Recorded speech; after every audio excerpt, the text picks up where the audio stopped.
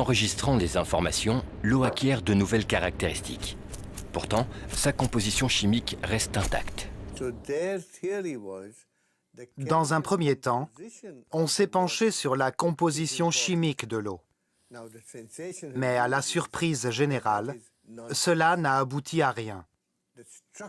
Car la composition chimique importe bien moins que sa structure.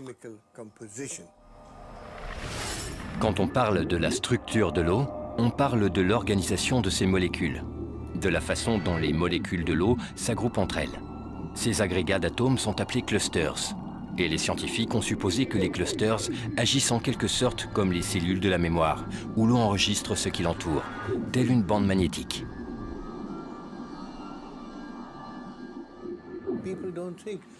Les gens ne se doutent pas que l'eau change lorsqu'on allume la lumière, ou que, sous l'influence d'un champ électrique, l'eau peut changer. Nos recherches actuelles vont dans cette direction. De toute évidence, l'eau reste de l'eau. Mais sa structure, tout comme un système nerveux, réagit à chaque irritation. Les instruments modernes ont permis de mesurer que chaque cellule de mémoire de l'eau, de la taille d'un micron, contient 440 000 tables d'informations. Et chacune de ces tables peut enregistrer son propre type d'interaction avec l'environnement.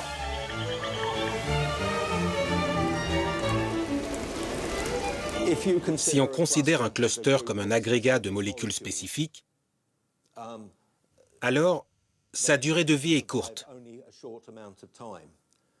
Mais si on le considère comme une structure, que les molécules peuvent quitter et réintégrer à loisir, sa durée de vie s'en voit largement accrue.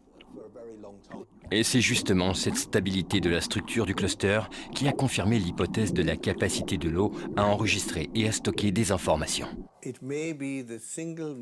Peut-être que l'eau est une sorte de disque dur rempli d'informations, unique en son genre.